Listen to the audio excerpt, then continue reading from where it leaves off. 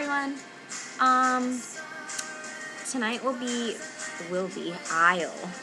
vlogging about Mr. Brightside Part 2, Degrassi Now or Never. Tonight's episode was a whole lot better than I definitely expected, and I'm gonna admit I'm starting to ship KREW, and I'm starting to actually like Katie, because at the beginning, when the season first started, I didn't really like her as much, but I'm starting to definitely love her character. There's definitely a lot of character development for her this episode. So first off, let me refer back to the vlog that I posted a few hours ago about last night's episode. I completely am so sorry that I left out the whole entire BHANDURNER storyline. That was such an important storyline, and I can't believe I forgot about it. This is why I shouldn't be doing vlogs the day after the show. I should be doing it with fresh memory, literally like an hour after I just watched it. I hope you guys don't hate me that much, because I'm still working on the quality of my vlogs, and I'm even taking notes. I even took notes this time, so you guys should be extra proud of me. Yeah. So back to business. Tonight's episode consisted of KREW, BHANDURNER, and Holly J, just like yesterday, but kind of giving everyone closure and developing more with the storylines. I think I want to start off with Holly J, only because she's my queen and I absolutely love her, and I'm so happy she's like going to get a happy ending, which is like, I hope it works out. I really do. And I think this episode tonight was closure that she was going to be okay. Pretty much what happened tonight is, after her outburst with Dawn, she asks to meet with Dawn again, and Dawn pretty much, they pretty much talked it over, and she admitted that she was wrong and that she shouldn't have said what she said about, not having children if you're not going to be there for them. At this part, I was literally screaming into the TV, because number one, in my opinion, Holly J shouldn't be apologizing for jack shit. Okay, Dawn should be the one who's apologizing. And I mean, I guess it's like the narrow-sighted, we're teenagers, we don't think like adults, whatever. But I honestly don't feel as if Holly J should be saying that she was wrong and that she was sorry. Okay, she's the one that's sick and needs a freaking kidney to be able to live, like, at all. But I guess, and I still find it completely wrong that her birth mother is trying to get $20,000 out of her to pretty much, like, save her own life. So that's like, hey, it's just, the whole entire concept of that is just really screwed up for me, and I can't wrap my mind around it to, like, rationalize it and make it okay. So I still don't like Dawn, but I'm actually happy that Holly J and her birth mother are actually, getting to know each other. And so as the episode continues, they meet again and they talk it over. Dawn's talking about how, she remembers her graduation and prom. And this is where Holly J shows Fiona a picture of her mother's prom dress. And Fiona, being the connoisseur of style and everything, God, I love Fiona. Fiona is a genius, okay? I love Fiona. Fiona is flawless. So Fiona comes up with a plan, well, not a plan, but since she's so in love with the dress that she's willing to pay $20,000 for that vintage dress. Now, it's the same price that Dawn had put on the kidney. So everything works out, right? So pretty much she's donating the kidney, but getting the money, the exact amount of money that she wanted for the kidney, but she's selling the dress instead of the kidney, which is kind of smart. And that was all Fiona's idea. Fiona is flawless. Like this video if you agree with me that Fiona is freaking the queen of everything. I love Fiona. Yeah, so that's Holly J's storyline, and pretty much, everything seems to be, by the end of the episode, everything seems to, have closure and pretty much come together. I hope that, there's not going to be any, like, curveballs or fastballs at us, because I really, really, really want Holly J to get better and go to prom and graduate and all that good stuff and go to Yale and see Declan and, Oh my god. Okay, so I was on Tumblr, and apparently rumors are, you know, going around Tumblr that Declan's going to be coming back this season, maybe for like an episode or so. Do you know how excited I am? Oh my god. Like, Dolly J, Dolly J, my only true, like, oh my god. If he comes back and then they're just like happy and shit, oh my god, what do you think? He's going to come back and take her to prom. Oh my god. Imagine that, guys.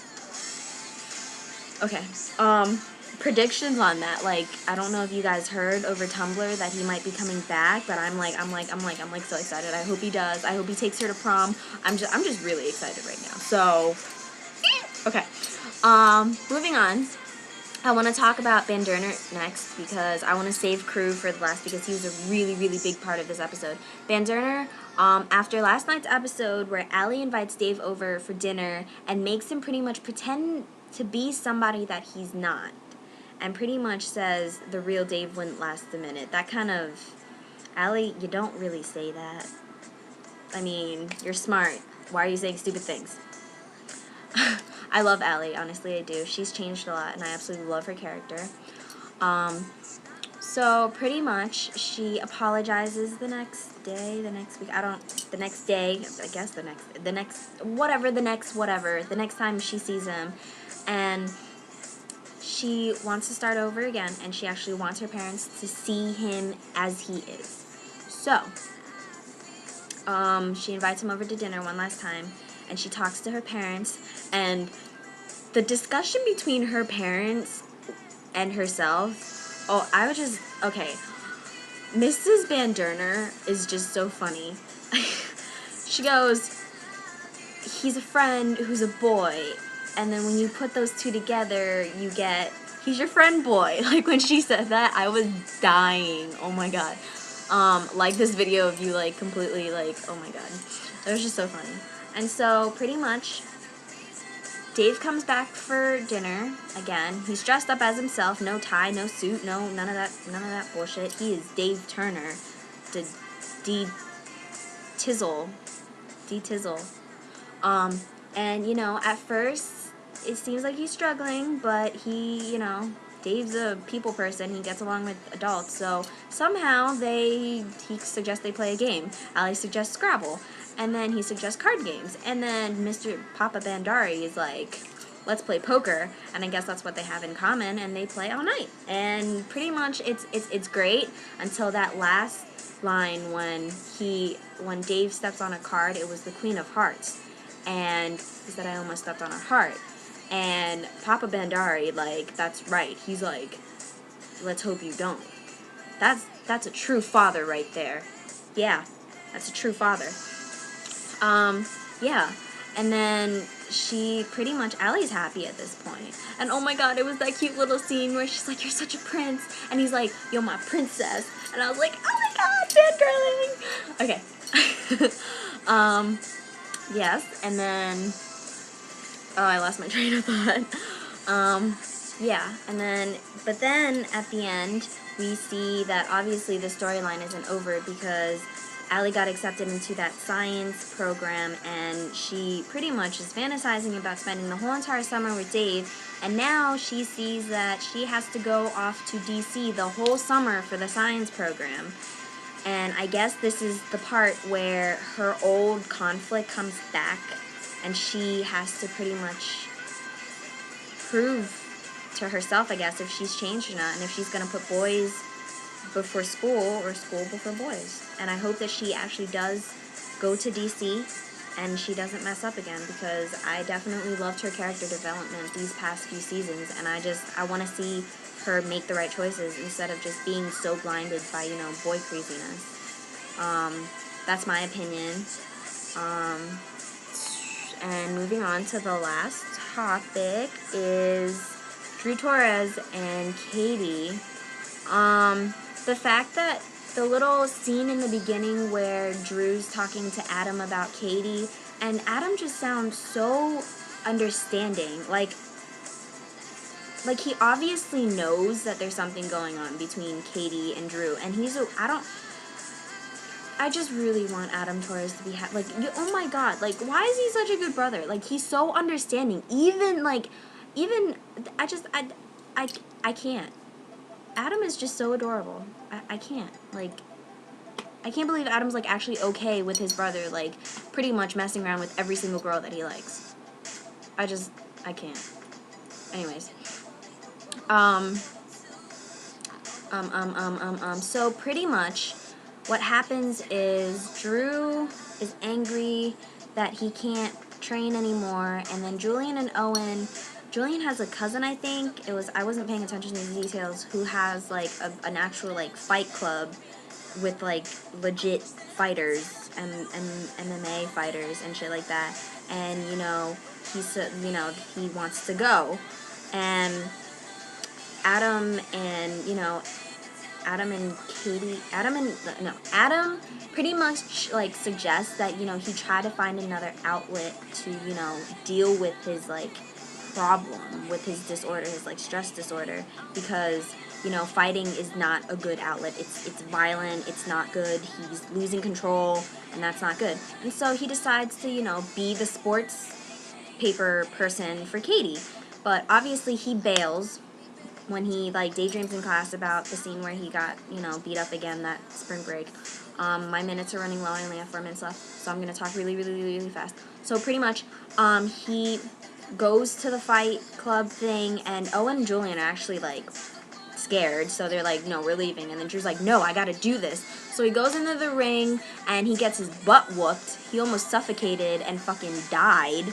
And, you know, good thing Julian and Owen were there, slapping him awake and shit, okay, cool. So the next day, he's still training and shit, lifting those fucking weights and stuff like that, and Julian at this point is telling him, like, yo, you need to relax, bro. Yeah. He didn't really say that. I said that, but it was somewhere along that line. I'm funnier. It's cool. He's pretty much telling him to just chill, relax, like, just do something else that's more calm, like, not aggressive, or else he's just gonna lose it. And so he does try to, you know, stay, like, he typed, like, he goes to, you know, Katie and, you know, tries to do the newspaper thing, and he just can't.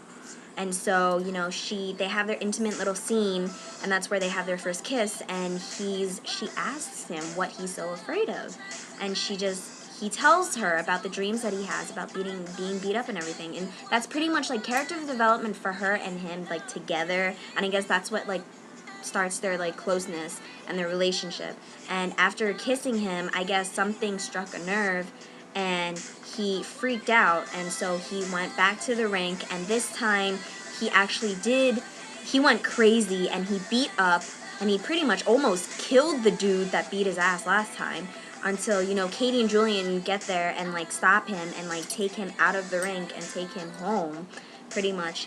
And then, you know, she's there for him. Like, you could see, like, okay, Chloe Rose is such a good actress. Like, that was such a good, like, that was such an intense scene, and, like, both of them played it so well.